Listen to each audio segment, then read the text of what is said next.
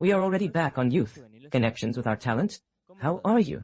Good morning to the entire Puran community.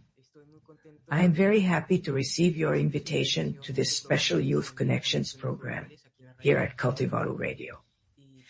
And I think I should say up front that it will be a pleasant conversation to share with you who are young contemporary broadcasters.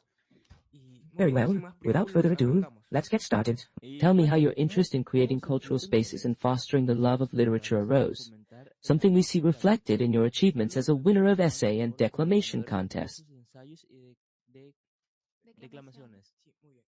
My interest in creating cultural spaces and above all fostering that love, a preference for what the literary fields are, arose 2 years ago, in 2022, with my communication teacher, Edwin Milan, who in every class instilled in me how important the humanities area is, communication, and the importance of creating cultural spaces. Above all, also because he made me deepen and reflect a lot in every instance given in the classes.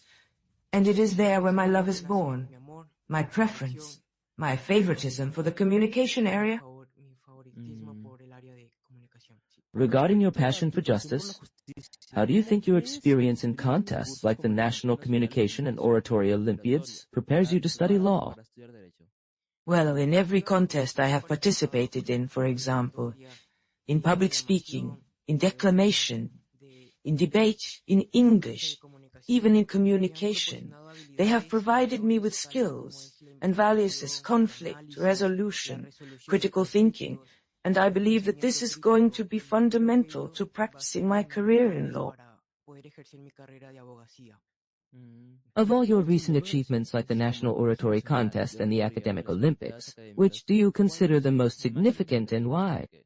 Well, all my achievements are significant, but there is one that has something especially unique, that is the English singing contest, where it allowed me to discover that I had talent for singing and talent for this Anglo-Saxon language, which is English.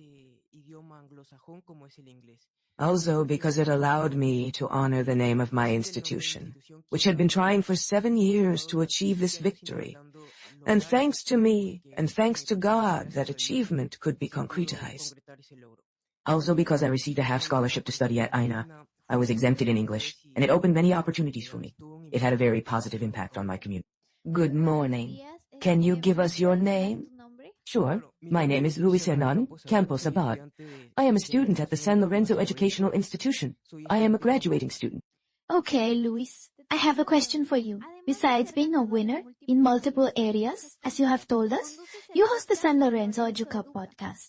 How do you manage to balance so many responsibilities with your studies and personal projects?